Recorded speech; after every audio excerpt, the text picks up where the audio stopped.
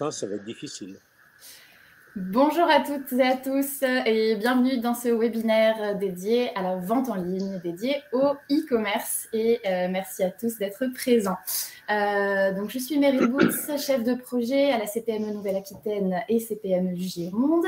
Donc vous êtes sur un webinaire organisé par la CPME Nouvelle-Aquitaine avec l'aide bien sûr de ces 12 unions départementales que je remercie au passage. Je sais qu'il y en a qui sont connectés, j'ai vu les noms.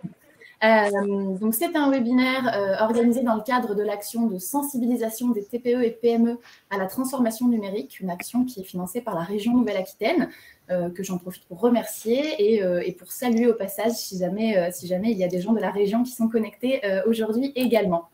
Avant de commencer, je vais faire également un remerciement un petit peu plus particulier à la commission communication de la CPME Gironde, qui nous a beaucoup soutenus dans l'organisation de ces webinaires. Je dis bien ces webinaires puisque du coup, il n'y en a pas qu'un. Aujourd'hui, c'est le premier d'une série de 6 webinaires qui vont se tenir jusqu'au mois de juin. Pour vous permettre de vous tenir informés sur divers sujets liés à la transition numérique.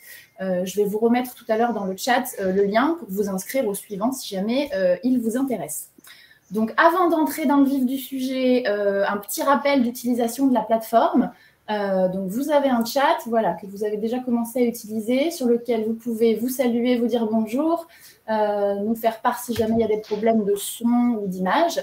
Je vous demanderai en revanche pour toutes les questions à nos intervenants de bien utiliser l'onglet questions. Donc l'onglet questions, il est en bas à droite, juste à côté de l'onglet chat. Vous pouvez donc poser vos questions à tout moment. Dès qu'une question a été posée, vous verrez, il y a un petit triangle juste à côté de la question. Ça vous permet de voter pour cette question si jamais elle vous intéresse. C'est plus pratique pour nous, en fait, quand quelqu'un a posé une question, de voir après si la question a, par exemple, 5-6 votes. Eh ben, on va essayer de répondre en priorité aux questions qui intéressent le plus de gens. Donc voilà, donc vous pouvez les poser au fur et à mesure. Il y aura tout d'abord une première partie un petit peu théorique à ce webinaire, et puis ensuite, on répondra aux questions en fonction, soit après chaque partie, soit à la fin. Mais vous pouvez bien sûr poser les questions au fur et à mesure.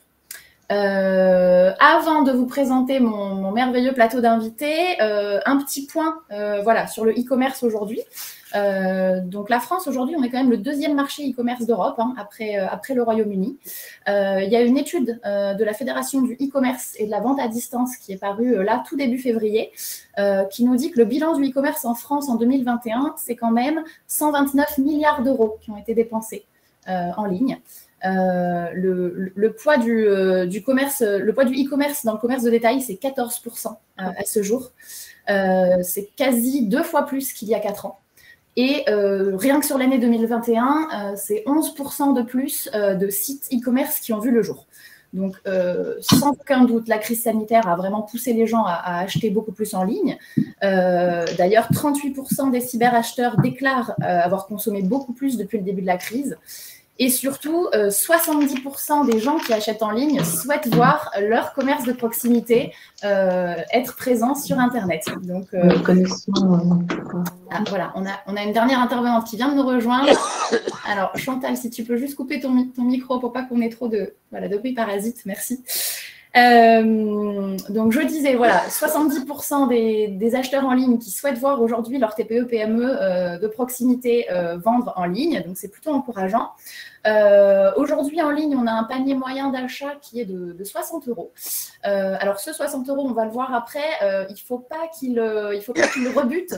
Ceux d'entre vous qui ont des produits un petit peu plus chers, on le verra notamment avec Cyril, je pense qu'il va nous en parler, puisqu'on va voir que des produits de luxe peuvent tout à fait aussi se vendre en ligne de très bonne façon. Voilà un petit peu pour le point de situation e-commerce. De toute façon, on aura l'occasion d'en reparler tout au long de ce webinaire. Donc, je vais laisser la parole à mes invités pour qu'ils se présentent. Et on va peut-être commencer par Vincent, du coup, qui est notre expert digital aujourd'hui. Bonjour à tous. Donc, je me présente, je m'appelle Vincent. Effectivement, je travaille chez Orbiteo avec Victoria, que certains connaissent. Donc, je suis chef de projet web. Donc, j'ai l'occasion de travailler sur des problématiques e-commerce avec nos clients, mais aussi sur des problématiques très orientées marketing et plutôt communication. Voilà, donc l'idée aujourd'hui, c'est de vous fournir je dirais des solutions, des erreurs à éviter, des bons conseils plutôt opérationnels pour que vous puissiez demain lancer un projet e-commerce qui sera périn déjà, c'est important, et éviter certaines erreurs que beaucoup de e-commerçants peuvent faire. Voilà, donc n'hésitez vraiment pas à poser des questions, c'est un peu le but aussi. Voilà, donc ravi d'être avec vous. Bruno? Bonjour, Bruno Tripon, je suis commerçant dans la Galerie des Grands Hommes à Bordeaux, je suis membre de la CPME, je suis aussi élu à la Chambre de commerce, je suis président des associations des commerçants de la Galerie des Grands Hommes et du Triangle d'Or, et je dispose d'un site marchand depuis 7-8 ans. Donc je vais vous aider à partager mon expérience et surtout dire, j'en profite, que la CPME est proche de vous, comme les chambres consulaires, pour vous aider à, on va dire, démarrer l'aventure e-commerce qui est absolument nécessaire ou l'améliorer tout simplement. Merci. Alain? Bonjour, alors donc je suis Alain Douniac, je fais partie d'une petite entreprise familiale qui s'appelle Nature et Limousin. Nous sommes basés à Limoges et l'on fabrique tout ce qui est savon, cosmétiques et produits d'entretien bio. Voilà, donc c'est un concept et nous avons un fort développement sur les réseaux sociaux notamment, où nous sommes présents depuis pratiquement le début de notre existence, donc il y a pratiquement une dizaine d'années. On a été un petit peu des pionniers, des précurseurs, parce qu'on a senti qu'il fallait absolument, de toute façon, avoir une communication axée réseau et à distance. Voilà, donc boutique en ligne, très présent sur les réseaux sociaux, etc. Donc je vous ferai partager un petit peu cette expérience. Merci. Cyril? Bonjour à tous et à toutes, je m'appelle Cyril Kouzak. Donc pour ma part, j'ai plusieurs casquettes dans l'entreprise familiale de mon épouse qui s'appelle De Grim. Celle qui va vous intéresser aujourd'hui, c'est plutôt pour le marketing digital. J'ai monté, développé et je gère et j'entretiens 2 sites internet marchands sur PrestaShop que j'ai créés en 2015 et 2018 respectivement. Un pour la distribution de maroquinerie et de bagagerie et un autre pour la fabrication de maroquinerie de luxe que nous faisons à Bordeaux. Donc, je viens partager un peu mon expérience avec vous pour vous donner envie et de vous lancer dans l'aventure. Merci Cyril. Ah, Chantal, tu reviens avec nous juste au bon moment. Si tu peux te présenter rapidement. Ah, ton micro est coupé. Alors, est-ce que vous m'entendez? Oui, on t'entend. Bon, voilà. Donc, je suis désolée, hein, je suis connectée avec mon téléphone, donc ça... Voilà, ça a été un petit peu compliqué, mais j'y suis quand même arrivée. Alors, pour ma part, pour me présenter, voilà, j'ai créé un concept en janvier l'année dernière, en 2021. Enfin, je l'ai créé un petit peu avant, parce qu'il y a eu quand même une période d'études, on va dire un peu longue, de quelques mois. J'ai créé un concept, j'ai déposé une marque et j'ai donc créé une boutique en ligne de coffrets cadeaux de spécialité de Bordeaux et de Nouvelle-Aquitaine. J'ai ensuite été sur Amazon et j'ai également tenté, parce que je savais pas trop comment ça allait marcher, tenté de vendre mes produits sur Amazon. Donc je suis là aujourd'hui pour peut-être éventuellement vous faire profiter un peu de mon expérience courte, hein, puisque ça fait à peine un an. Donc j'ai ouvert ma boutique en ligne et ma boutique également sur Amazon. Super, merci Chantal. Très bien, donc du coup, je vais laisser la parole à Vincent, voilà, qui va commencer un petit peu sa présentation pour vous dire, voilà, en préparation d'un projet e-commerce, qu'est-ce qu'il faut faire, comment on définit son projet, quels sont les grands axes à ne pas oublier. Et avant de lui laisser la parole, je rajoute juste, il y aura quelques petits sondages qu'on va vous poser pendant ce webinaire, donc dans l'onglet sondage, juste à côté de l'onglet questions. Donc voilà, si vous pouvez prendre une petite minute pour y répondre, ce serait super. Vincent, je te laisse la parole. Bon, eh bien, écoutez, je vais vous partager donc mon écran et la présentation. Oh là là. Hop. Est-ce que tout le monde a bien l'image sur mon ordinateur, de mon ordinateur plutôt? Oui, très bien. Impeccable. Alors, donc, on va déjà faire un petit point sur le sommaire. Alors, il va être assez simple, hein. On avait 1 heure.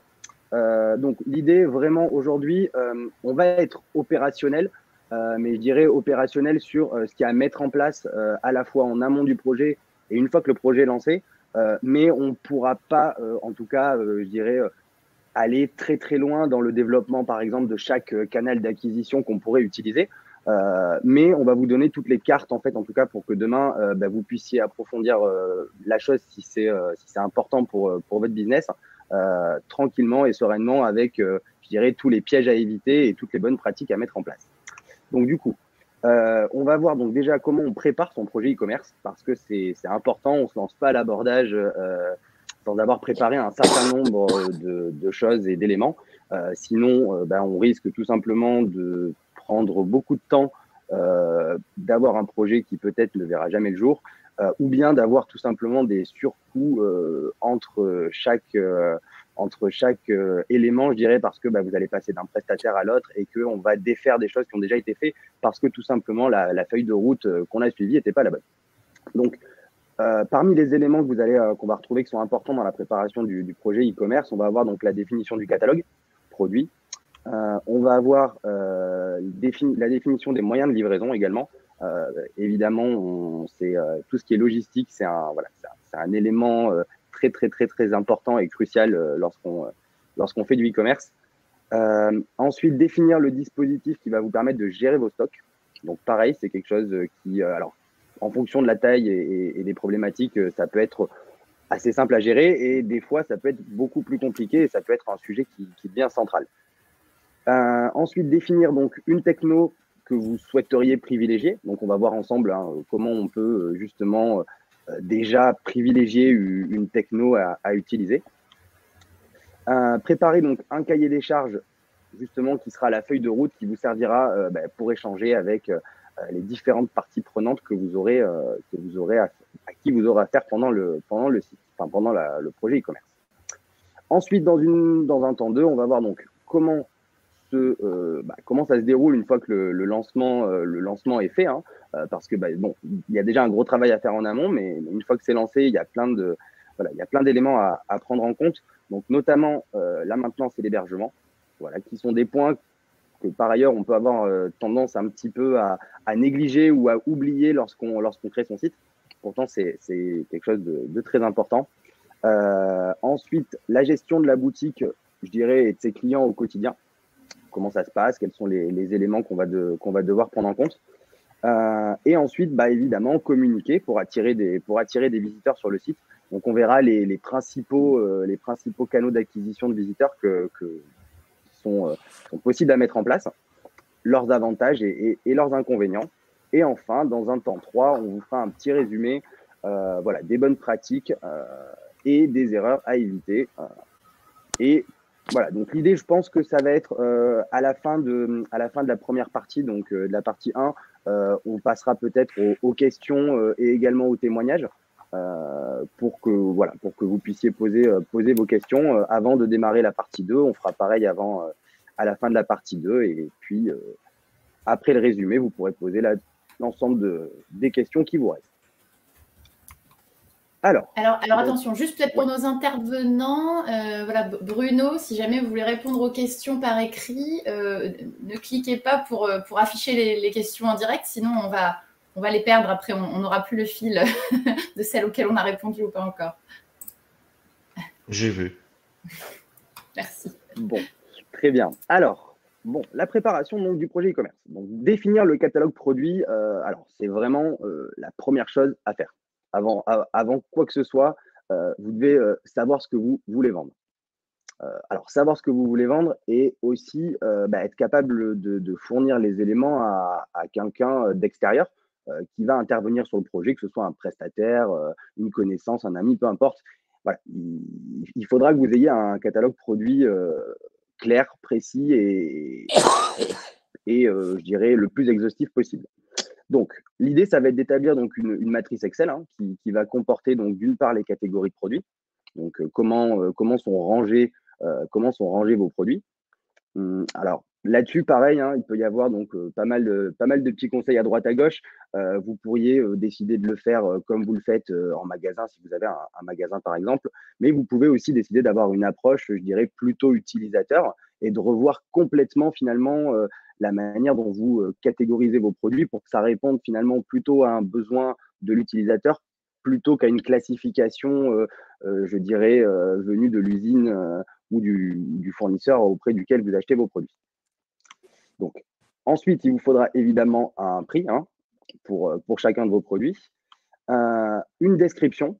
Donc, la description, c'est quelque chose qu'on reverra un petit peu par la suite, mais c'est voilà, un élément qui est quand même très important sur chacune de vos fiches produits.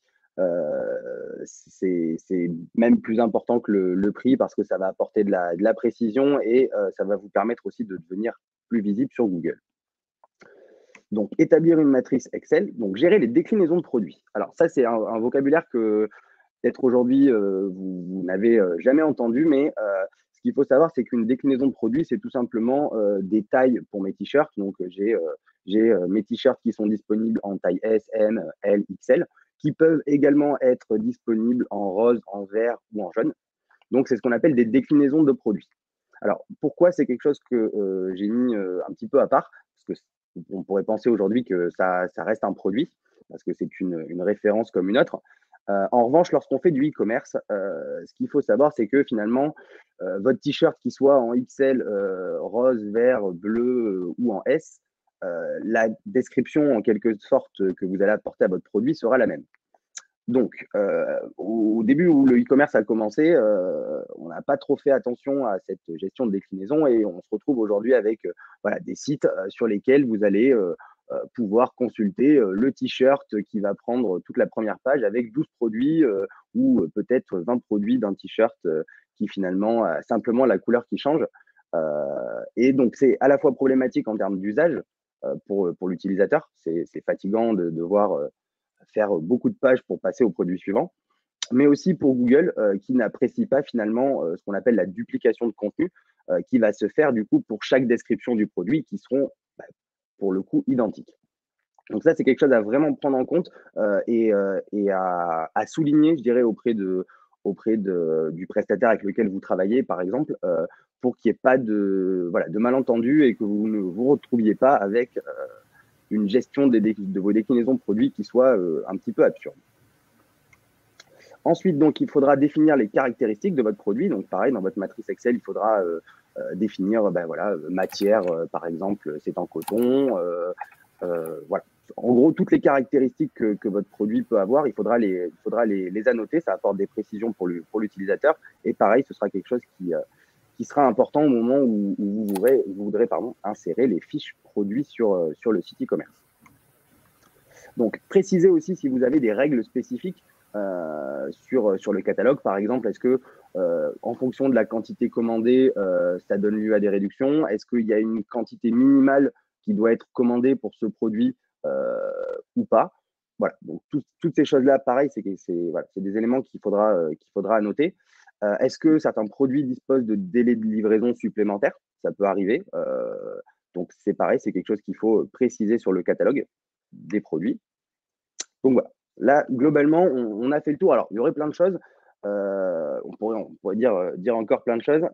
En revanche, si par exemple, vous avez déjà un outil qui vous permet, comme un logiciel de caisse ou bien un ERP, sur lequel vous avez déjà renseigné les infos sur vos produits, vous pouvez tout à fait envisager un export. Un export, c'est très fréquent que ce soit faisable en CSV ou en Excel pour finalement simplifier ensuite la construction de votre matrice Excel pour vos produits.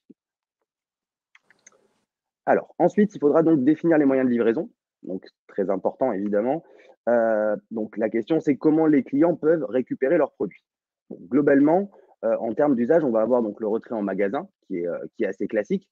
Alors, j'ai appelé donc le retrait en magasin et le click and collect en soi, c'est un petit peu la même chose. Simplement, le retrait en magasin, on pourrait le considérer comme très simple, hein, c'est-à-dire que vous allez dire, bon, ben voilà, le magasin est ouvert de 9h à 18h, vous pouvez venir chercher votre produit à partir de 48 heures après votre livraison. Donc là, c'est quelque chose qui est finalement très facile à mettre en place, qui va nécessiter peu de démarches de votre côté, mais qui est peut-être, on va dire, un petit peu moins qualitatif pour l'internaute. Vous avez le click and collect. Alors, on pourrait, si on voulait différencier les deux, finalement, ajouter une notion de sélection d'horaire sur le click and collect. Donc, c'est à préciser hein, parce que, effectivement, ce n'est pas exactement la même chose en termes de développement de besoin au niveau de votre interface utilisateur, puisqu'il y aura évidemment donc une sélection de peut-être de magasins et peut-être aussi de créneaux horaires à sélectionner. Vous pouvez donc également décider de faire donc, de la livraison à domicile, hein, qui est un peu le classique, avec des solutions comme Colissimo ou UPS. Bon, ce qu'il faut savoir en général sur la livraison, ce qui va compter, c'est souvent le poids des produits. Le poids des produits, ce qui vous obligera donc, dans le cas de la livraison à domicile, si vous travaillez avec, je dirais, des livreurs comme Colissimo ou UPS, à renseigner évidemment le poids et la dimension de vos produits sur votre site e-commerce pour pouvoir calculer évidemment les frais de port et permettre de simplifier la livraison par votre prestataire. Donc, vous avez également la livraison en point relais, hein, comme Relais Colis par exemple, qui vous permettra de livrer à un point de relais. Donc, c'est globalement hein, les quatre moyens hein, de récupérer son produit qui sont utilisés aujourd'hui. Vous en avez un dernier qui s'est pas mal développé ces dernières années, hein, qui est la notion de produit téléchargeable. Donc là, ça veut dire que ce n'est pas un produit physique. Vous pouvez voilà, commercialiser un document ou quelque chose qui est immatériel, sans quoi, évidemment, vous n'avez pas de problème de livraison, mais c'est un process qui devient du coup un petit peu différent de celui d'avant et qu'il est important de préciser pareil sur vos produits. Donc, il faudra ensuite, une fois que vous aurez décidé hein, comment vous souhaitez proposer la récupération des produits à vos clients, établir donc des frais de livraison. Donc ça, vous allez pouvoir en fait faire appel justement à des prestataires comme Colissimo, UPS qui vous fourniront des grilles tarifaires en fonction finalement de votre zone géographique et en fonction de la zone géographique avec laquelle vous allez travailler et le poids des produits.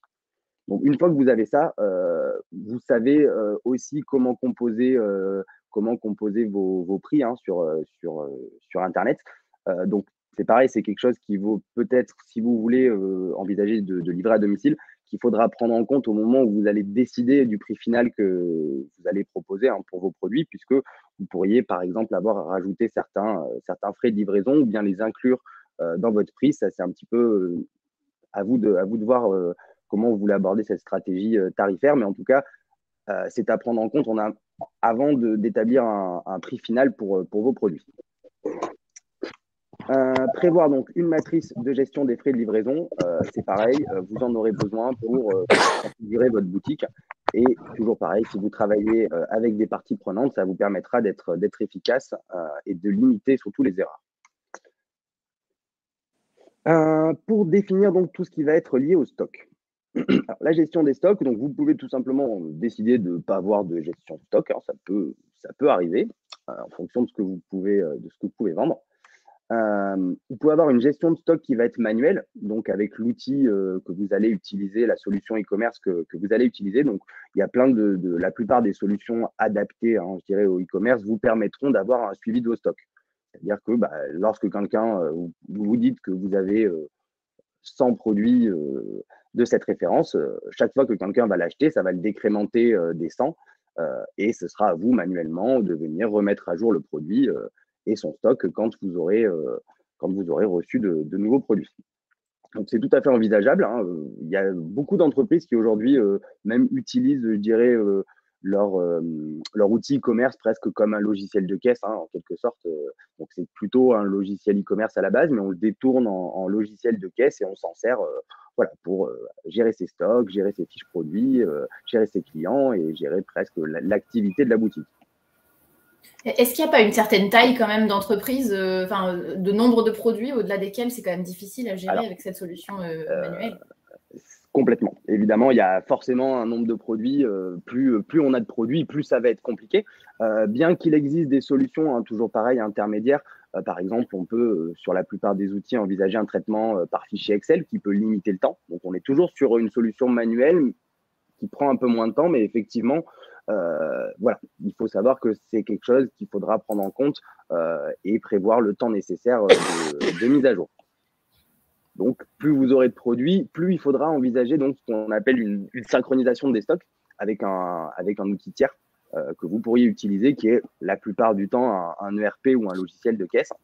Donc là, l'idée, c'est vraiment de venir synchroniser les stocks physiques que vous avez, que vous pouvez vendre dans une boutique. Donc, par exemple, ma boutique est ouverte aujourd'hui. J'ai vendu 10 unités de telle référence dans ma boutique, mais j'en ai aussi vendu 5 sur mon site internet. Et donc, il faut qu'à un moment donné, il y ait un alignement de tout ça qui soit fait à la fois sur votre logiciel de caisse, finalement en magasin, mais aussi sur le site internet pour ne pas proposer à la vente un produit qui ne serait à l'instant T plus disponible. Donc ça, c'est, je dirais, le fonctionnement aujourd'hui que privilégient les e-commerçants. Ce qu'il faut juste garder en tête, c'est qu'en général, c'est synchroniser ce type d'outils, c'est forcément quelque chose sur lequel vous allez devoir investir je dirais, un budget. Donc, je parle bien d'investissement et pas de coût, parce que c'est un réel investissement qui va apporter un gain significatif de temps et de qualité à votre service e-commerce. Et permettre aussi, si vous avez des équipes qui travaillent derrière, de travailler bien plus sereinement. Donc voilà, donc vraiment ça, c'est à prendre en compte selon la réalité de votre activité, le nombre de produits que vous avez, mais aussi le budget que vous avez à disposition. Voilà, il faudra prendre des décisions sur cette manière de gérer les stocks pour que l'idée, c'est quand même évidemment demain de se diriger vers une synchronisation des stocks, mais c'est vrai que dans un premier temps, on peut ne pas avoir forcément le budget nécessaire pour ça. Mais il faudra donc prévoir le temps de gestion manuelle que cela vous imposera. Alors, dans le cas d'une synchronisation avec un outil externe, il va falloir donc définir les flux qui doivent être synchronisés, c'est-à-dire donc les stocks par exemple, les produits, les clients, les règles tarifaires, les fournisseurs. Voilà, donc c'est tout plein d'éléments que vous pouvez avoir dans un ERP classique. Vous pouvez donc potentiellement, on pourrait tout synchroniser, ce qui vous évite aussi une saisie manuelle pour remplir finalement vos produits sur le site, puisqu'ils vont être renvoyés en quelque sorte depuis votre ERP ou votre logiciel de caisse directement dans l'outil e-commerce, ce qui vous évitera des saisies manuelles. Par contre, voilà, très important de bien définir effectivement ce que vous voulez synchroniser. Donc, les stocks, ça paraît évident, les produits aussi, mais voilà, est-ce que vous avez des règles tarifaires particulières qui sont insérées, qui doivent être répercutées en quelque sorte sur le site e-commerce? Est-ce que vous voulez également gérer vos fournisseurs et renvoyer les informations sur vos fournisseurs? Voilà, c'est des questions vraiment qu'il faudra se poser. Alors, évidemment, pour faire ce genre de choses, en général, vous allez faire appel à des experts ou bien embaucher vous entourer d'experts qui vous aideront et qui vous aideront à préciser tout ça. Mais voilà, d'expérience, de nombreux sites e-commerce, des fois, ne sont pas allés au bout parce que justement, ces choses-là avaient été un petit peu négligées et le e-commerçant pouvait au départ, je dirais, pas être au fait finalement de toutes les choses qui sont toutes les possibilités qu'il a, et le prestataire, si le prestataire que vous avez en face ne fait pas le nécessaire pour creuser, on peut oublier des choses et se rendre compte de certains éléments au milieu du projet. Donc voilà, définir les flux vraiment qui doivent être synchronisés, c'est très important. Ensuite, définir donc aussi la fréquence de mise à jour de ces flux. Donc ça, c'est pareil. Donc on peut avoir par exemple une mise à jour qui se fait toutes les heures, mais on peut aussi avoir une mise à jour qui va se faire entre midi et 2 et le soir, ou bien simplement le soir. Voilà, donc tout ça, c'est aussi à prendre en compte. Ça dépend complètement du flux de vente que vous faites. C'est-à-dire que plus vous allez évidemment vendre de produits, que ce soit en boutique ou en magasin, et plus vous allez avoir besoin d'une synchronisation presque en temps réel. Mais voilà, qui dit fréquence de mise à jour, je dirais, courte. Donc, plus on va faire des mises à jour régulières, plus les coûts d'infrastructure que vous allez devoir supporter vont être importants, plus les coûts de développement aussi vont être un petit peu plus importants. Voilà, donc il y a des choses quand même à prendre en compte, mais ça, un prestataire de qualité, de toute façon, saura bien vous conseiller sur ces choses-là. Ça reste très, très spécifique.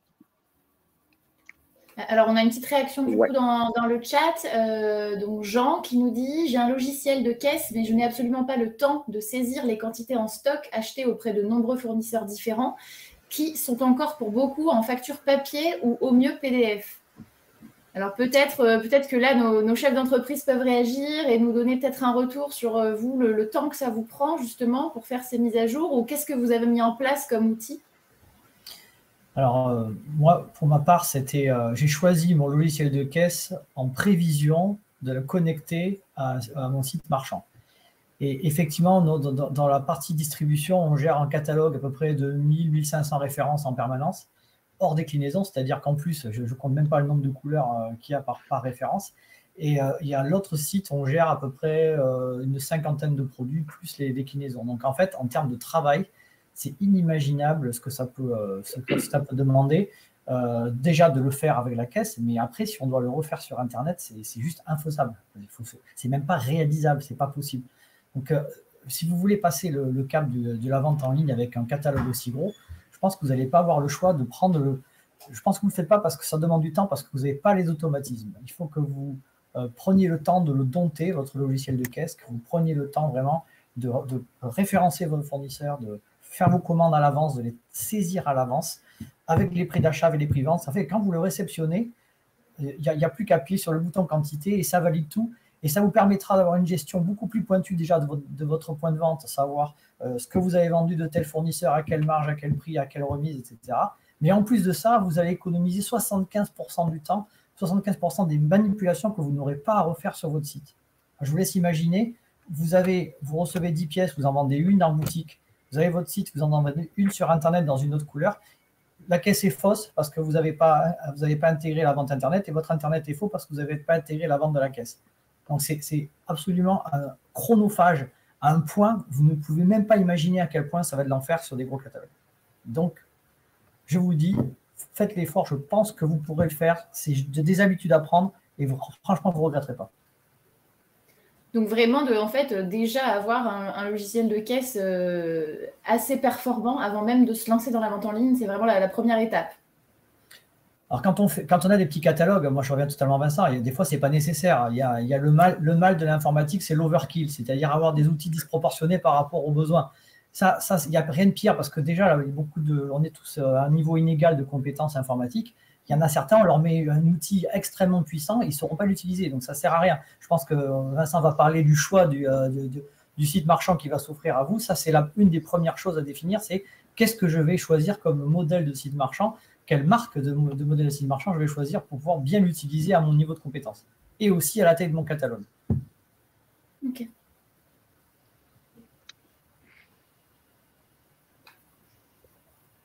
Tout à fait. Donc, effectivement, comme le dit Cyril, effectivement, avec un catalogue de 1500 références non déclinées, effectivement, là, on est sur un volume, si on veut faire les choses vraiment sérieusement, qui nécessite effectivement une synchronisation, d'une part une synchronisation et un catalogue produit. Hein. Justement, je parlais de façon du catalogue produit au tout début, mais finalement, votre catalogue produit, je parlais de matrice Excel. Si votre logiciel de caisse est correctement configuré et que vous avez vraiment pris soin de tout renseigner, logiquement, avec un simple export CSV, votre catalogue est prêt. Hein, je veux dire, c'est tout pareil. Hein, l'idée, c'est vraiment d'avoir une sorte de première version de quelque chose qui soit à disposition rapidement, où le catalogue est propre, fixé et ensuite prêt à être déployé, synchronisé et utilisé. Alors, effectivement, donc, au niveau des technos que vous allez pouvoir utiliser, donc, ce qu'il faut savoir, c'est que pour faire du e-commerce, vous allez donc avoir besoin d'un site, évidemment. Pour faire ce site, vous avez, je les ai classés en trois solutions, qui sont donc le développement sur mesure, l'utilisation donc de ce qu'on appelle un CMS, c'est un content management system. C'est quelque chose qui permet de gérer plus facilement finalement son outil sans avoir à ajouter des couches de développement XXL en fait, parce que l'outil de base est pensé pour être utilisé de cette manière-là. Et ensuite, vous avez donc la dernière version qui est beaucoup plus récente, avec des acteurs qui sont arrivés depuis un petit peu moins longtemps hein, que les autres, qui consiste alors à louer son site. Pourquoi? Parce que finalement, vous n'êtes pas propriétaire du site en tant que tel, c'est-à-dire que vous ne pourrez pas demain partir avec votre site internet, aller le mettre sur votre petit hébergement tranquillement ailleurs. Voilà, ça appartient, vous serez obligé de rester chez la solution que vous avez choisie. Alors, on va commencer donc avec le développement sur mesure, qui est potentiellement la solution qui existe depuis le plus longtemps. Hein. Donc, on part d'une feuille blanche, hein, on part de zéro, et puis vous donnez vos exigences, vos besoins, et puis on va les traduire en développant tout sur mesure. Donc, évidemment, les avantages, donc ça va être les performances, parce que là, on va pouvoir adopter un langage de développement très optimisé, faire ce qu'on veut en fonction de vos besoins. Et donc, en général, les performances sont censées être un petit peu plus au rendez-vous. Plus de flexibilité, évidemment, puisque vous allez pouvoir demander tout ce que vous voulez. Hein, tout pourra être fait hein, sur Internet et en développement, on peut absolument tout faire. Et vous êtes donc évidemment propriétaire du site. C'est-à-dire que le site vous appartient, l'URL du site vous appartient. Si vous voulez demain partir avec, aller d'un hébergeur à l'autre, vous pourrez vous en être le propriétaire. Les inconvénients, ça va être surtout lié au coût, hein, évidemment, voire au délai. Je ne l'ai pas forcément mis, mais évidemment, les délais vont être aussi plus longs, mais surtout les coûts. C'est-à-dire que les coûts de développement vont être bien plus élevés, hein, évidemment. Et en plus de ça, les coûts de maintenance que vous allez avoir derrière seront également plus élevés parce que dès que vous voudrez faire une évolution, eh bien, il faudra passer par des développeurs qui ont des compétences spécifiques hein, et qui aujourd'hui coûtent cher sur le marché du travail. Les coûts de maintenance, infrastructure également, donc tout ce qui va être hébergement, il va falloir des hébergements sécurisés. Voilà, tout va devoir être fait sur mesure et donc va prendre plus de temps et vous allez donc dépenser forcément un budget plus élevé. Au niveau des outils et des plateformes, c'est plutôt des langages hein, dans le cas précis. Voilà, on va être sur des langages PHP, Python, Ruby, Java, hein, pour ceux qui connaissent un petit peu éventuellement, mais voilà, ce sont des langages informatiques. Donc ça, c'est la solution 1 que je ne vous conseille pas très honnêtement aujourd'hui. C'est-à-dire que sauf si vous avez déjà une expérience réussie dans le e-commerce, vous connaissez bien les tenants et les aboutissants, que vous avez une boutique qui aujourd'hui génère du chiffre d'affaires, ça peut être intéressant de passer sur du sur-mesure parce que vous avez des besoins spécifiques et que la boutique tourne déjà. Maintenant, si vous voulez vous lancer et qu'il n'y a encore rien, cette solution est plutôt à éviter. Ensuite, donc, utiliser un CMS. Donc, parmi les CMS, on va retrouver donc PrestaShop, que certains connaissent peut-être, Magento, WooCommerce, qui est on va dire, la partie e-commerce de WordPress. Donc, voilà. L'avantage de ces solutions, alors, principalement PrestaShop et Magento, c'est que ce sont des outils qui sont pensés pour le e-commerce et pour des e-commerçants. Donc, ça a été des outils qui ont été construits avec et par des e-commerçants à destination de e-commerçants. Et donc, tout est pensé pour vous proposer une gestion efficace de tout ce dont vous auriez besoin dans le quotidien au niveau de la gestion du catalogue, de la gestion des clients. Donc, l'avantage, c'est qu'on prend le CMS, on l'installe et donc on a finalement tout un tas de fonctionnalités standards, en quelque sorte, standards mais quand même avancées, hein, qui restent des fonctionnalités standards, qui vont être disponibles de base. Donc, ensuite, peut-être que vous allez avoir des besoins un petit peu spécifiques. Donc, à droite, à gauche, il va falloir apporter des petites couches de développement supplémentaires pour faire en sorte que ça s'adapte le mieux possible à votre besoin. Donc là, les avantages que vous allez avoir, c'est le rapport qualité-prix, hein, du coup, c'est-à-dire qu'on va être très facilement 2 à 3 fois moins cher que pour un développement spécifique, hein, forcément, puisque toute une partie du travail a été déjà réalisée par le CMS. Donc, comme je l'ai dit tout à l'heure, la solution, effectivement, elle est prévue pour le e-commerce. Et dans ce cas précis, vous êtes également propriétaire du site. Là, on va dire l'inconvénient majeur d'utiliser un CMS, c'est que parfois, vous allez être limité un petit peu en termes de customisation et voilà, de règles tarifaires, par exemple, si vous avez des règles tarifaires très, très spécifiques.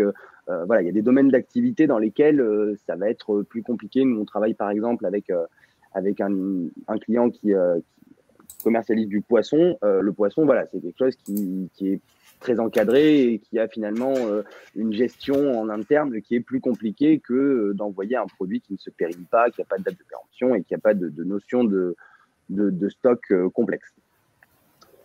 Alors, parmi les solutions que vous allez avoir, donc PrestaShop, nous en général, on va beaucoup conseiller PrestaShop parce que d'une part, c'est français, donc voilà, cocorico. Mais au-delà de ça, voilà, c'est très bien pensé, ça existe depuis très longtemps et ça marche très bien. Si vous avez des problématiques, je dirais, encore un petit peu plus avancées et que le degré de personnalisation que vous allez devoir mettre en place est un petit peu plus élevé, peut-être que partir sur Magento sera plus intéressant parce que Magento donc, va être encore un petit peu plus puissant que PrestaShop, mais du coup va nécessiter beaucoup plus d'intervention d'un développeur et donc voilà, de coûts complémentaires qui vont venir s'ajouter au budget, alors que PrestaShop va être peut-être un petit peu plus abordable pour un grand nombre de personnes. WooCommerce, alors WooCommerce, ça appartient donc à WordPress. WordPress, c'est l'outil le plus utilisé aujourd'hui pour créer des sites internet. Pas forcément e-commerce du tout. Au début, c'était une plateforme simplement pour faire des blogs. Donc, on peut aller très loin. Maintenant, si vous avez des petits besoins de e-commerce et que vous voulez vous lancer un petit peu aussi pour tester peut-être le marché, WooCommerce peut être une très bonne solution. Maintenant, si vous avez des besoins qui, dès lors, sont un petit peu avancés, WooCommerce va présenter quand même quelques limites et il faut garder en tête que vous serez un jour obligé de faire une refonte ou bien en faisant un développement sur mesure ou bien en passant sur une techno plutôt de type PrestaShop ou Magento. Voilà pour ça, mais peut-être que je pense que là-dessus, on aura, à mon avis, pas mal de questions tout à l'heure. On pourra y revenir parce que c'est voilà, c'est quand même important, comme le disait tout à l'heure Cyril, le choix de la techno. Et enfin, je suis totalement d'accord avec ce que tu dis, hein, en tout cas, surtout. Hein. Ok. Bon, bah, c'est très bien. Et donc, la dernière version, c'est finalement, je loue mon site. Donc, vous avez Shopify qui est très connu, hein, qui propose des solutions qui sont très bien. L'avantage, c'est que alors, Shopify, vous allez vous créer un compte. Il va vous mettre à disposition finalement un site qui est quasiment déjà prêt, qui va vous permettre d'insérer vos produits et de vendre finalement assez rapidement en ligne avec une boutique qui est au demeurant vraiment très bien de l'extérieur, qui marche très bien. La seule limite que vous allez avoir avec ce genre d'outil, donc vous allez avoir peu de dépenses au début, évidemment, mais vous allez avoir des commissions sur les ventes. Voilà. Le fonctionnement de ces outils-là, c'est vous réalisez des ventes et ils vont vous prendre à chaque vente des commissions. Donc, alors, ça paraît être une bonne solution pour se lancer si on a peu de budget. Maintenant, plus on va avancer dans le temps et plus ça va devenir problématique. Parce que, bah, effectivement, prendre une commission, en faisant des calculs rapides, vous vous rendrez compte que dépenser un budget et le lisser sur 2 ou 3 ans, bah, ça va vous revenir beaucoup moins. Ça va être un investissement beaucoup mieux maîtrisé que si vous essayez, si vous donnez une commission à chaque fois que vous faites des ventes. En plus de ça, donc à prendre en compte, c'est que vous n'êtes donc pas propriétaire du site, c'est-à-dire que si vous voulez prendre votre site chez Shopify pour aller le mettre sur un hébergeur à vous et puis justement contourner cette notion de commission, vous ne pourrez pas parce que bah, l'outil appartient à Shopify et donc il faudra envisager bien, une refonte du site et donc une nouvelle construction de site et donc vous allez payer finalement le site que vous n'avez pas payé au début. Donc c'est une bonne solution pour se lancer si on veut vraiment tester le marché. Si on veut se lancer et qu'on est confiant, quand je dis confiant, hein, évidemment, c'est en tout cas qu'on croit en son produit et que c'est quelque chose qui doit se voir dans la durée, c'est peut-être une solution qui est voilà, qui reste quand même limitée. Et après, évidemment, par contre, ça va être très facile à prendre en main pour le e-commerçant et très facile à mettre en place. Voilà, je crois qu'on avait fait un petit tour de table. Là, les chefs d'entreprise qui sont présents, vous êtes sous quelle solution aujourd'hui? Cyril, c'était ou Bruno, c'était PrestaShop, il me semblait? Alors moi, oui, tout à fait. Moi, je suis sur PrestaShop. je voudrais quand même désacraliser un peu tout ce qu'on dit, parce que ceux qui ont déjà un site marchand, pour eux, c'est tout ce que nous dit Vincent est compréhensible. Pour les nouveaux, il faut savoir qu'un site marchand, je voudrais mettre ça en préambule, c'est comme nos grands-parents quand ils ont mis un téléphone et des cartes de visite. Pour eux, c'était une révolution. Aujourd'hui, ça nous paraît aberrant ce que je suis en train de dire. Donc, un site marchand ou les réseaux sociaux, c'est le téléphone et la carte de visite de nos grands-parents. C'est indispensable. Ça, je tiens à le dire. PrestaShop, c'est ce que j'utilise, effectivement. J'ai vu une des questions entre la création du site et faire vivre mon site. Alors, faire vivre mon site, ça veut dire l'héberger. J'ai ce que j'appelle un webmaster, je ne sais pas Vincent si c'est le bon terme, qui m'aide, c'est-à-dire que je ne sais pas, pour donner encore une autre image, j'ai envie de changer la plomberie de ma maison, j'ai acheté tout ce qu'il fallait, mais je ne suis pas professionnel de la plomberie, donc je fais appel à un prestataire, un plombier, donc comme pour le e-commerce, vous allez faire appel à un prestataire comme Vincent. Je ne sais pas si c'est compréhensible pour tout le monde. Donc entre la création de mon site et la gestion de mon site, ça me coûte 500 € par mois. Voilà, si ça peut donner une idée à chacun. Merci. Ça Ouais, ça donne un ordre d'idée. Plus cher aussi. Alain, vous êtes sous quelle solution du coup? Eh bien, on est aussi sur PrestaShop. Voilà, c'est quelque chose que l'on avait mis en place au départ seul. On s'est entouré par la suite, quand les affaires ont tourné un petit peu mieux, d'un prestataire professionnel qui nous a aidés donc à structurer un petit peu. Parce qu'on a beau dire c'est facile, oui effectivement c'est facile, mais enfin quand on part de zéro, c'est quand même pas évident d'avoir cette démarche. Donc ce prestataire nous a aidés, tout a été mis en place avec lui et c'est nous qui gérons directement la maintenance. C'est nous qui faisons la totalité des mises en place, des suivis, etc., directement sur PrestaShop. Ok. Voilà. Donc, c'est relativement simple. Par contre, effectivement, c'est chronophage. On est obligé, on n'arrive pas à faire fonctionner l'ensemble d'une seule boutique sur tous les réseaux qu'on peut avoir. Et donc, je m'explique, par exemple, la boutique qu'on a sur Facebook et que j'essaye de mettre en place, qui regroupe Facebook et Instagram, et bien cette boutique, on ne peut pas la coupler directement, on ne peut pas la mettre directement sur PrestaShop. Et donc, ça, c'est un inconvénient, ça nous oblige à avoir en parallèle plusieurs boutiques. Et c'est problématique. Enfin, je ne sais pas si Vincent a une solution. Moi, je ne l'ai pas, mais peut-être que techniquement, on s'y prend mal, je ne sais pas.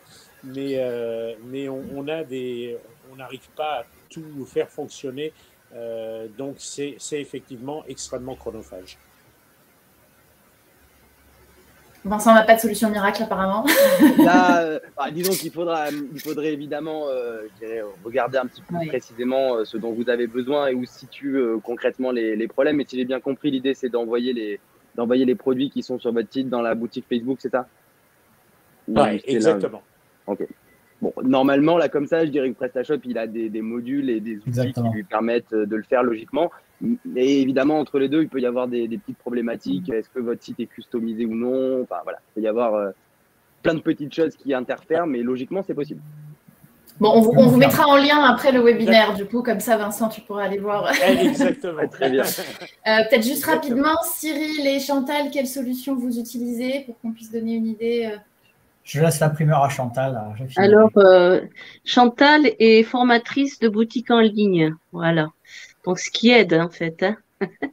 Donc, j'ai créé moi-même ma boutique en ligne sur Wix, qui est un équivalent, je pense, de PrestaShop, où il y a effectivement des passerelles, par exemple, pour les réseaux comme Instagram. Bon, je n'ai pas encore fait, mais je sais qu'il y a effectivement des passerelles intéressantes et quasiment automatiques pour avoir une boutique sur Instagram. Ensuite, je gère moi-même mes fiches articles, mes stocks, et évidemment, de par mes compétences, c'est relativement simple pour moi, mais je me suis quand même entourée d'une photographe pour tout ce qui est photo de qualité, ce qui est très important. Voilà, je vais rajouter rajouter quelque chose par rapport à la photo, puisque les personnes ne voient pas vos produits. Il vous faut absolument des photos de qualité et un certain nombre de photos, tout dépend de ce que vous vendez, et également peut-être des mises en situation. Je ne sais pas si on va en parler, mais aussi les mises en situation, ça permet vraiment aux clients de se projeter sur les produits que vous allez leur proposer. Oui, Voilà. les visuels, on en parle. Oui. On n'a pas encore parlé, mais c'est vrai que c'est très important de soigner cette qualité-là et de l'anticiper également en amont avant de faire son site. Merci. Et enfin, Cyril, du coup, toi, tu es sur quelle solution? Alors, moi, j'ai 2 sites PrestaShop. Le premier, parce que quand on a 1500 références, les Shopify, je les ai trouvés un peu limités par rapport à la quantité de choses à gérer. Moi, Shopify, sincèrement, je suis totalement d'accord avec Vincent. Sur le long terme, ce n'est pas forcément un bon calcul, mais il y a des gens qui ne dépasseront pas de toute façon un certain niveau de chiffre parce qu'ils n'ont pas le catalogue qu'il faut, parce qu'ils n'ont pas le temps de le développer, ils n'ont pas le temps de faire les fiches produits et ils n'ont surtout pas les compétences. Si c'est pour avoir une infrastructure que vous payez et que vous alimentez pas, il vaut mieux rester sur des petits CMS comme ça et pratiques et ça ira très bien pour vous. PrestaShop, c'est accessible quand même, mais c'est extrêmement chronophage. Les fiches produits, parce qu'il y a autre chose qu'il faut bien expliquer, c'est qu'il faut bien différencier l'architecture du site que vous allez payer, que l'on va vous offrir, et l'alimentation et la création des fiches produits qui n'est pas forcément incluse. Parce que là, en termes de coût, ça ne va pas être la même histoire. Si vous devez faire le texte, le rédactionnel, les mots-clés, on appelle ça le SEO, vous devez faire les photos, je peux vous dire que votre site, ça sera pas 5 000 €. Ça va monter 20, 30, 40, 50 000, il n'y a pas de problème. Donc, PrestaShop, nous, on a choisi parce qu'on a heureusement la chance d'avoir les compétences maison, mais on ne regrette pas parce que même en grossissant, aujourd'hui, on a dépassé les 150 000 € de chiffre sur le premier, donc ça commence à bien rouler. Et aujourd'hui, on n'est pas du tout en souffrance, il n'est pas dépassé, il n'est pas fatigué, tout se passe bien. Donc, PrestaShop, pour moi, je suis toujours fan. J'ai l'impression qu'il y a quand même une grande équipe PrestaShop là sur le plateau aujourd'hui. C'est super, je pense que tu mentionnes les coûts justement parce que ça va faire le lien à mon avis avec la partie d'après qui est le cahier des charges et on a eu la question là dans les questions combien coûte la création d'un site web. C'est vrai que c'est une question qui est difficile à répondre. Enfin, je ne m'avance pas, je vais laisser Vincent parler, mais qui dépend notamment en fait de ce que vous demandez à la base et justement de la façon dont vous réalisez votre cahier des charges avec votre prestataire. Alors Vincent, je te laisse la parole qui va devoir être assez courte parce qu'il est déjà 14h55. Voilà, on a encore un gros quart d'heure devant nous, mais voilà. Tout à fait. Bon, alors donc préparer le cahier des charges, effectivement, l'idée ça va être d'expliquer votre projet dans un document qui va certainement faire plusieurs pages, dans lequel vous allez devoir ajouter tout ce qu'on a vu avant, c'est-à-dire voilà, les moyens de livraison, le catalogue produit, voilà, et tout ce qui s'ensuit. Donc le cahier des charges, il permet de communiquer donc, avec les parties prenantes du projet. Donc vous verrez qu'il y en a beaucoup, des développeurs, des marketeurs, des designers, des informaticiens, des graphistes. Voilà, on parle. Vraiment, dites-vous, quand vous êtes dans un projet comme ça, on le compare très souvent à la construction, c'est-à-dire que, on est sur un chantier. On a un chef de chantier, on a un carreleur, on a un peintre, voilà. On a plusieurs métiers et il va falloir discuter avec tous ces gens. Et si on n'a pas une feuille de suivi très claire, ça va être compliqué. Donc, le cahier des charges, gardez en tête surtout qu'il protège. Il protège le e-commerçant, donc il vous protège à vous. Donc, il doit être le plus complet et le plus précis possible pour éviter, je dirais, de vous retrouver avec des choses qui ne conviennent pas aux besoins de base. Parmi donc, les éléments importants, il faudra une présentation de la société, du contexte et des objectifs. Un rappel des standards du e-commerce qui sont attendus. Ça, c'est important aussi. Une description donc précise des besoins en fonctionnalité métier que vous pouvez avoir. Ça peut arriver. Donc, il y a des choses qui vont être très spécifiques qui ne sont pas du e-commerce standard. Il faudra le préciser et le détailler au maximum. Il faudra donc des précisions sur les besoins que vous avez pour tout ce qui sera animation commerciale et communication de votre site, utilisation de code promo, réduction. Voilà, il faudra préciser comment vous comptez utiliser votre site internet parce qu'il y a des fonctionnalités qui vont en découler. Les détails donc sur les attentes que vous avez en termes d'hébergement et de maintenance. Donc pareil, si là par exemple vous avez un budget précis en tête et vous savez que vous avez X centaines d'euros ou X milliers d'euros à dépenser et pas plus pour tout ce qui est maintenance et hébergement, il faudra le préciser parce que ça peut justement faire varier la technologie qu'on va vous proposer d'utiliser parce que justement les coûts de maintenance ne vont pas être les mêmes si on utilise PrestaShop, si on utilise Wix ou bien si on utilise une solution sur mesure. Et évidemment, il vous faudra donc une fourchette budgétaire qui soit détaillée par lot si nécessaire. Alors, quand je dis par lot, justement, l'idée, ça va être de dire, voilà mon budget aujourd'hui voilà ce que je voudrais, voilà le budget ou la fourchette budgétaire que j'ai. Et déjà, en fait, vous allez voir que vous allez pouvoir finalement, au fur et à mesure, envoyer votre document à pas mal d'entreprises et de spécialistes. Et déjà, ça va vous permettre de savoir est-ce que le budget que j'ai prévu, il suffit à obtenir ce que je veux. Si ce n'est pas le cas, pas de problème. Il vaut mieux en fait retirer quelques besoins, quelques éléments qui vous semblaient importants, mais finalement que vous pouvez différer et ne pas aller chercher à réduire le coût, à travailler par exemple plutôt avec un freelance qu'avec une grosse entreprise parce que effectivement du coup il va vous dire pas de problème, moi je fais tout pour le prix que vous voulez parce que finalement à la fin, le risque, c'est qu'il ne se passe pas grand-chose. Donc, finalement, le prix, je ne peux pas vous dire combien coûte un site internet e-commerce aujourd'hui parce que ça dépend complètement de votre besoin. C'est-à-dire qu'effectivement, si vous voulez qu'on insère tous les produits sur le site, forcément, ça va peut-être être le double. Si vous avez des développements spécifiques à faire parce que vous avez des modèles de tarification très particuliers qui ne sont pas conventionnels et qui sont spécifiques à votre entreprise, pareil. Il faudra envisager du développement sur mesure. Voilà, donc vraiment, là, pour le coup, vous donner une fourchette budgétaire, c'est impossible. Par contre, moi, ce que je vous invite à faire, c'est à toujours rester dans la réalité, c'est-à-dire à ne pas vous dire ça dépend combien ça coûte, mais voilà, je veux aller là et voilà le budget réellement que je peux y mettre parce que c'est la réalité de mon entreprise, c'est la réalité de la situation, que c'est comme ça. Et ensuite, vous allez pouvoir au fur et à mesure jauger finalement de est-ce que je peux obtenir tout ce que je veux avec la fourchette budgétaire que j'ai. Si ce n'est pas le cas, est-ce que je dois continuer d'économiser ou bien est-ce que je peux me lancer finalement avec des choses en moins par rapport à ce que je pensais et envisager tout simplement une évolution par la suite. Et n'oubliez pas, alors voilà, là c'est vrai qu'on est sur un webinaire qui est très technique aujourd'hui, c'est vraiment comment on peut faire son site, mais comme j'ai vu qu'on avait eu la question, n'hésitez pas à vous tourner vers, là on est sur un public plutôt de commerçants, donc vers la chambre de commerce et d'industrie, vers la région qui propose des aides justement à l'investissement au numérique et notamment quand le projet est très complet en fait, parce que faire un site e-commerce, ça s'inscrit aussi dans un projet plus global de se dire je vais entamer ma transformation numérique. Donc là, il y a des choses qui peuvent être prises en compte. Ce n'est pas le but d'aujourd'hui de les détailler, mais rapprochez-vous de votre CCI, de votre CMA si vous êtes artisan. C'est vraiment votre porte d'entrée aussi pour toutes ces aides sur le numérique. Tout à fait. Et d'ailleurs, donc, on vous fournira également avec la présentation d'aujourd'hui un cahier des charges modèle pour votre site e-commerce qui pourra vous servir de base pour faire votre cahier des charges le cas échéant. Donc, comme ça, vous retrouverez tous les éléments importants à l'intérieur ainsi que les rappels des standards e-commerce qui seront attendus puisque ce sont des standards assez classiques. Alors, donc ça, c'était donc effectivement avant le lancement et puis après le lancement.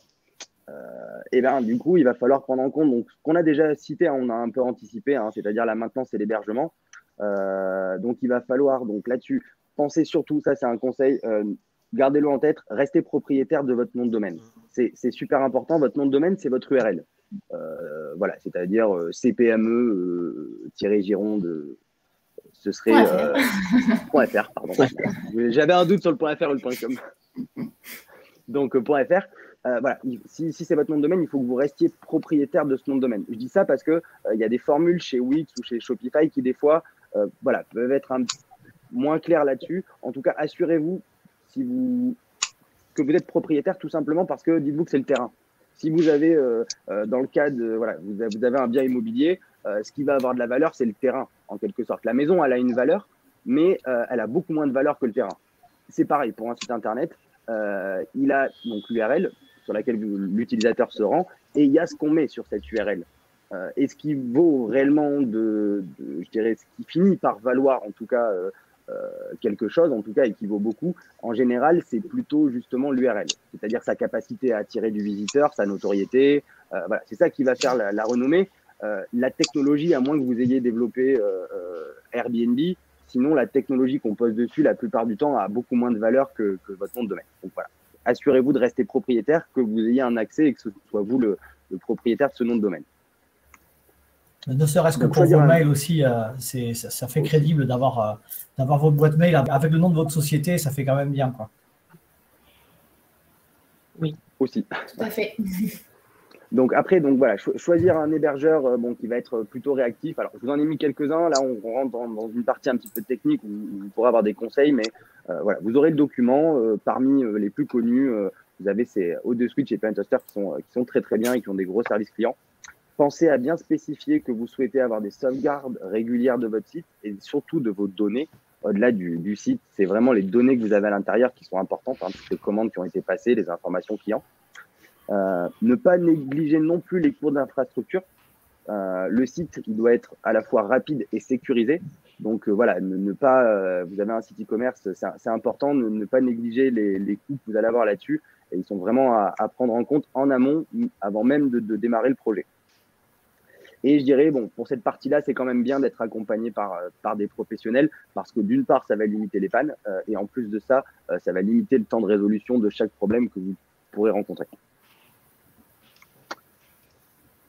Gestion de la boutique. Alors, bon, on va passer assez vite, mais voilà, globalement, ce que vous allez devoir faire au quotidien, hein, gérer des états de commande. Donc, les états de commande, une commande, elle est validée sur le site, donc elle a été payée très bien. Et puis, ensuite, il y a une préparation qui doit se faire chez vous. Voilà, donc il y a gérer donc les états de commande, ça va devoir se faire avec votre outil e-commerce. Recueillir des avis clients, très important, la preuve sociale. On ne parlera jamais assez, mais en tout cas, voilà, mettre en place un dispositif qui vous permettra de recueillir des avis, c'est vraiment très important. Gestion du service après-vente et la gestion des paiements et des stocks. Alors, on va passer donc à la partie communication. J'ai vu qu'il y avait beaucoup de questions et c'est quand même un élément aussi qui est important. Comment on va attirer des visiteurs et comment on va communiquer. Alors, déjà, d'une part, il existe un calendrier marketing de l'ensemble des dates importantes que vous allez avoir dans l'année, comme le Black Friday, les soldes, mais aussi des événements un petit peu plus spécifiques qui peuvent être intéressants en fonction des activités. C'est très facile à trouver, donc pareil, on vous en donnera un avec la présentation et le cahier des charges. Mais sachez que c'est quelque chose qui est très accessible. Vous allez pouvoir le trouver sur Internet et en faisant quelques petites recherches Google assez facilement. Donc, alors, pourquoi suivre ce calendrier marketing? Parce que ça vous permet aussi d'avoir, je dirais, une justification pour communiquer. Voilà. Quand on veut communiquer, c'est toujours bien d'avoir une raison de communiquer. Ça permet de donner du sens un petit peu à ce qu'on dit. Maintenant, on va faire le tour donc, des principaux canaux d'acquisition que vous avez à votre disposition. Donc, vous avez Google et les moteurs de recherche, donc, qui concernent le référencement qu'on dit payant ou naturel. Donc, l'idée, c'est de vous positionner sur Google lorsqu'un utilisateur effectue une recherche qui pourrait avoir de la valeur pour votre entreprise, tout simplement parce qu'il recherche votre produit ou quelque chose auquel votre produit ou votre service pourrait répondre. Donc ça reste aujourd'hui finalement le moyen de trouver des clients qui va vous apporter le meilleur retour sur investissement, tout simplement parce que vous n'essayez pas de générer finalement un besoin chez quelqu'un, mais vous répondez à son besoin. Donc finalement, c'est plutôt à son initiative qu'à la vôtre. Donc effectivement, Google et les moteurs de recherche, quand vous avez un site e-commerce, aujourd'hui, c'est le moyen le plus rentable aujourd'hui d'avoir du trafic de qualité et puis de réaliser des ventes. Donc la différence entre le payant et le naturel, c'est simple. C'est-à-dire que le naturel, vous allez prendre beaucoup plus de temps pour l'obtenir. Ça ne va pas être immédiat. Il va falloir travailler. Donc, travailler ces descriptions de fiches produits, peut-être avoir un blog, voilà, et rédiger ce qu'on appelle donc du contenu textuel dans lequel vous allez parler, donner des conseils, vous positionner en tant qu'expert de vos produits et de votre thématique. Et puis, ça vous permettra donc d'avoir du trafic. La version payante, vous allez acheter les mots-clés que vous souhaitez chez Google et vous serez positionné. Mais du coup, on va dire le retour sur investissement ne se calcule pas de la même manière. Ensuite, vous allez avoir donc l'email qui reste toujours, pareil aussi, un canal d'acquisition qui est plutôt rentable.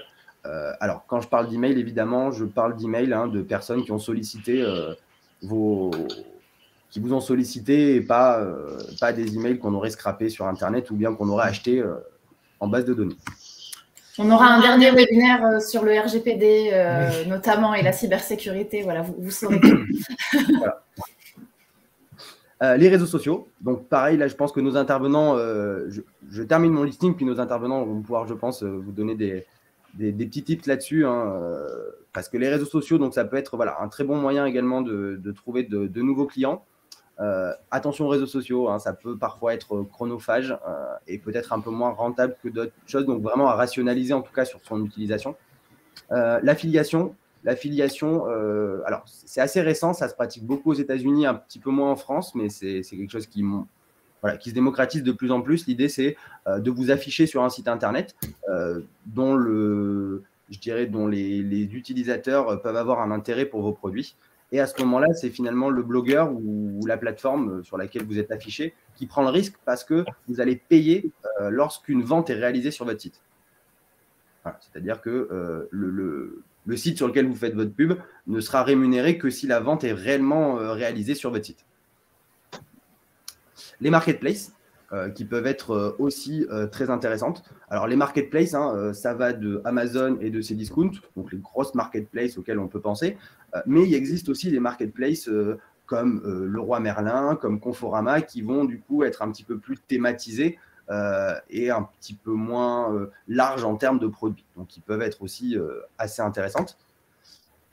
Et ensuite, donc, utiliser le remarketing. Le remarketing, c'est le fait finalement de recibler des personnes qui se sont rendues sur votre site, de les recibler justement peut-être sur les réseaux sociaux ou bien sur les moteurs de recherche, sur des sites internet, tout simplement parce que ça va vous permettre de capitaliser un petit peu sur les coûts que peuvent représenter l'acquisition d'un visiteur et vous dire, OK, le visiteur est venu sur mon site, mais finalement, c'est très rare qu'on convertisse à la première visite. Et donc, je vais rester en contact avec lui un petit peu après pour lui dire, coucou, m'oublie pas.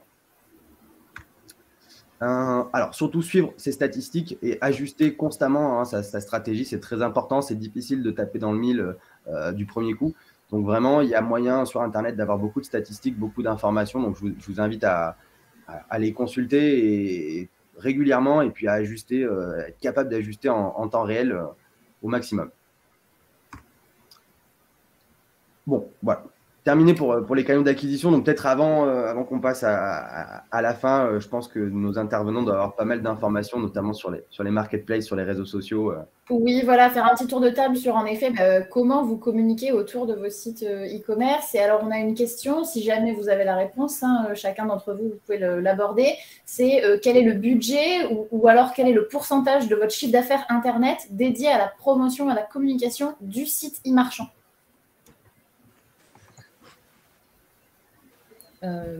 Qui veut débuter?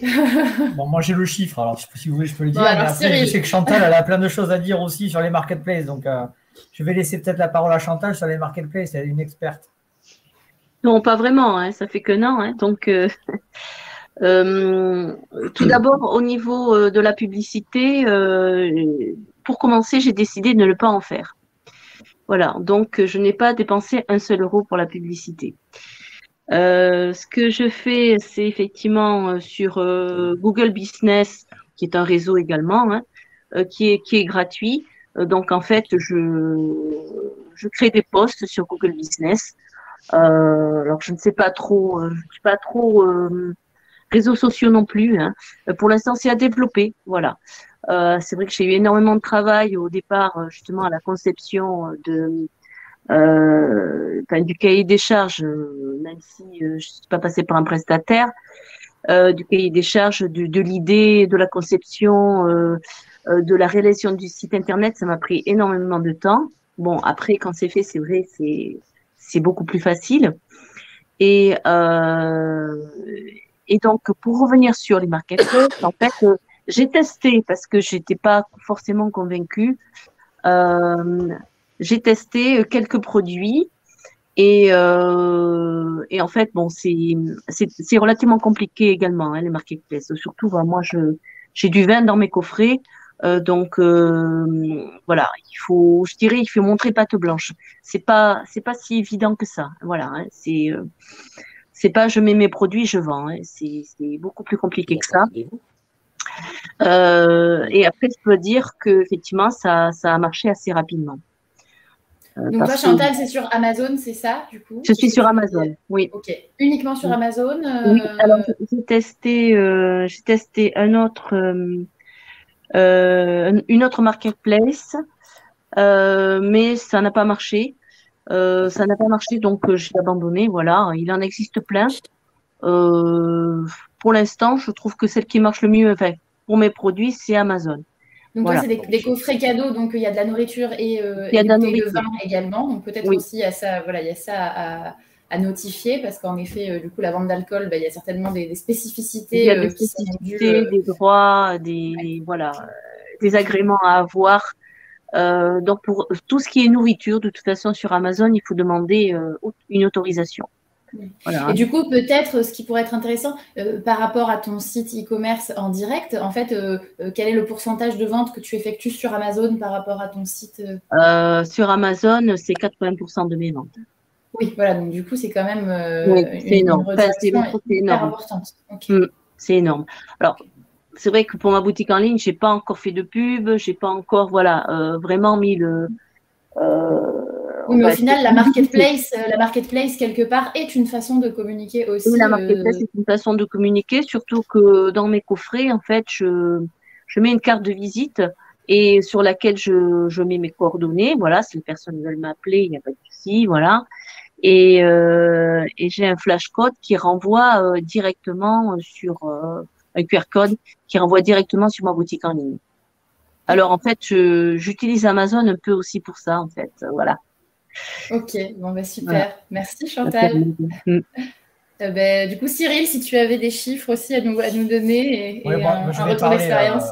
Oui, alors je vais vous donner les chiffres que j'ai. Alors, il ne faut pas que ça vous fasse peur parce que remettez dans le contexte que nous, ça fait depuis 6 ans que le site tourne. Donc, on n'a pas mis ce budget-là dès le départ. Ça se fait graduellement. On y va par touchette. Donc, nous, ce qu'on cherche à avoir comme équilibre, c'est la moitié du trafic vers le site qui doit être généré par ce qu'on appelle le trafic organique. En gros, c'est ce qui est gratuit. Quand vous cliquez sur Google, vous arrivez dans le référencement à un classement. Première, deuxième, cinquième position. Bon, il ne faut pas vous leurrer, vous n'allez pas tomber dans la première position comme ça parce qu'il y a 75 critères que Google prend en considération pour définir votre position dans la page.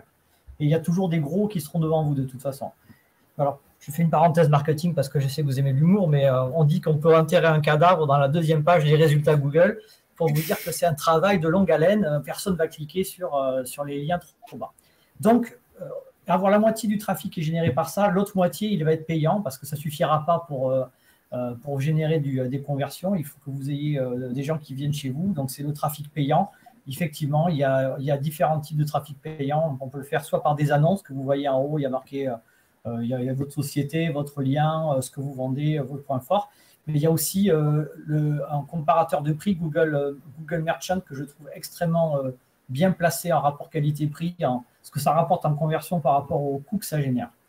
Alors, pour venir au coût, nous mettons à peu près 35 € par jour sur notre site qui génère donc 150 000 € de chiffre d'affaires. Donc, on essaie de rester en dessous de 10% lissé sur l'année d'investissement marketing pour générer ce chiffre. Donc, là, c'est pour ça qu'il faut bien calculer parce qu'on rajoute les coûts de livraison, on rajoute les frais de retour.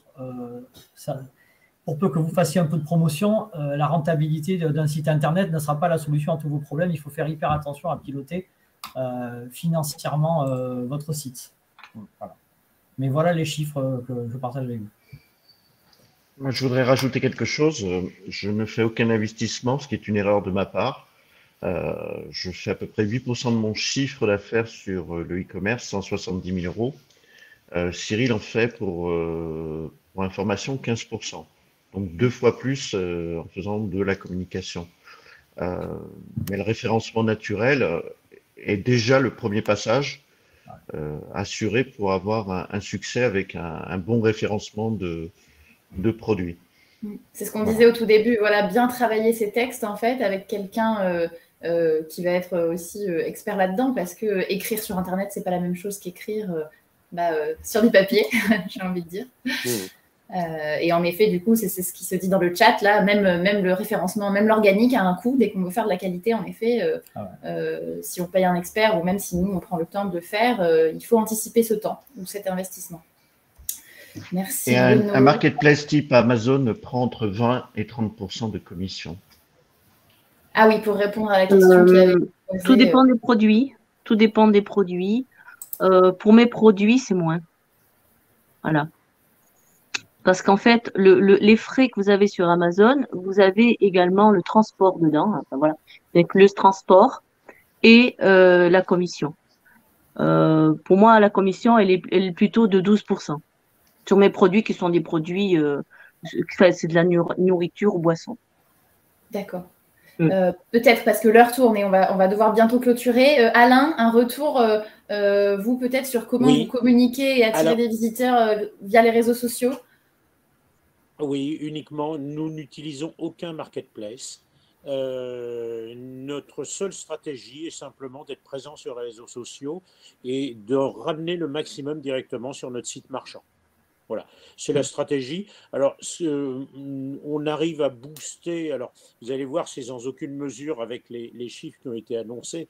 Nous, on booste à raison à peu près d'une centaine d'euros par mois. Donc, vous voyez, on est vraiment les petits poussés là-dedans.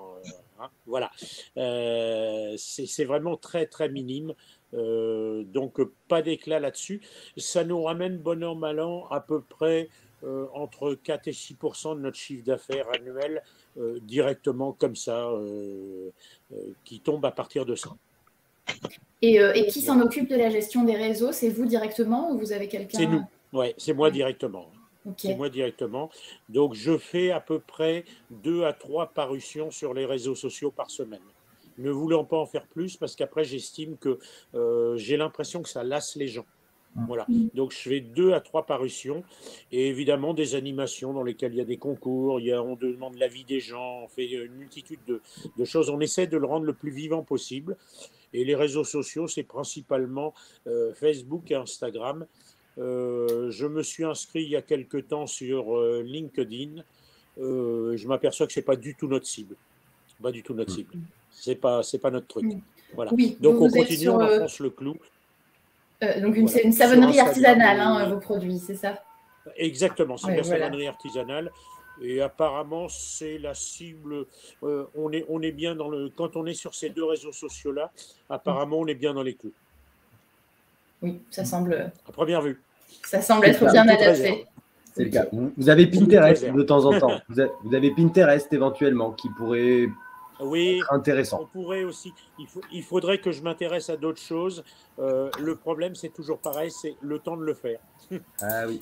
C'est chronophage. Les réseaux sociaux, c'est déjà extrêmement prenant. Ok. Vincent, est-ce qu'il te restait une dernière slide pour conclure ou pas? Tout à fait. Alors après, ça va être, on va dire, un petit résumé, quelques petites bonnes pratiques.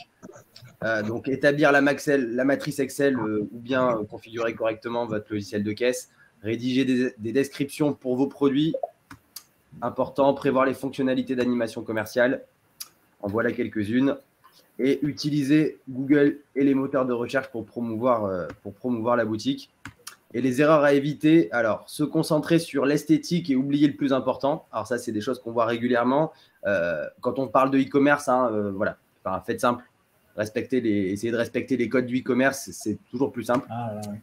Négliger l'importance de la gestion des stocks. utiliser donc l'ensemble de son budget pour la création du site sans prévoir le reste, sans prévoir la promotion après. Ne communiquer que sur les réseaux sociaux parce que c'est facile et accessible. Alors, toujours pareil, hein, je dis pas que c'est… je dis juste qu'effectivement, l'erreur à éviter, si on a un budget qui a été dépensé sur le site, c'est dommage de n'utiliser que les réseaux sociaux. Après, si on a fait quelque chose qui a pour vocation de rester un petit peu… voilà, de faire un petit complément et donner de la visibilité, c'est moins grave. Mais, et développer un site sur mesure très coûteux à maintenir et à faire évoluer. Voilà. C'était globalement, mais c'est ce qu'on s'est dit, tout au long du webinaire.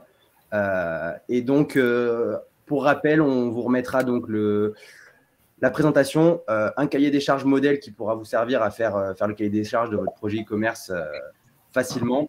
Et puis aussi un petit calendrier marketing pour 2022 pour pouvoir prévoir vos animations commerciales. Super, donc tout ça, on va vous l'envoyer par mail. Là, je vous remets dans le chat le lien pour vous inscrire si vous le souhaitez au prochain webinaire. Donc le prochain, ça va être le 22 mars, mais il y en aura à peu près toutes les 3 à 4 semaines, voilà, jusqu'au mois de juin, sur différents thèmes et plus ou moins adaptés à certains secteurs d'activité. Donc là, le prochain, c'est vraiment comment me démarquer sur les réseaux sociaux pour les entreprises plutôt de l'hôtellerie, de la restauration et du tourisme. Comment je peux faire le lien en fait entre mon lieu et mon territoire et mettre tout ça en valeur sur les réseaux sociaux. Donc le 22 mars à 14 h. Merci à tous pour vos témoignages, pour ton expertise, Vincent. On a pris un petit peu plus de temps que prévu, mais voilà, il y avait beaucoup à dire. C'était intéressant. Merci à tous nos participants pour vos questions, pour vos interactions. Et je vous souhaite une très bonne fin de journée à tous. Et je vous dis à très bientôt. À bientôt. Merci, Meryl. À bientôt. Au revoir. Au revoir, au revoir. Au revoir. Au revoir.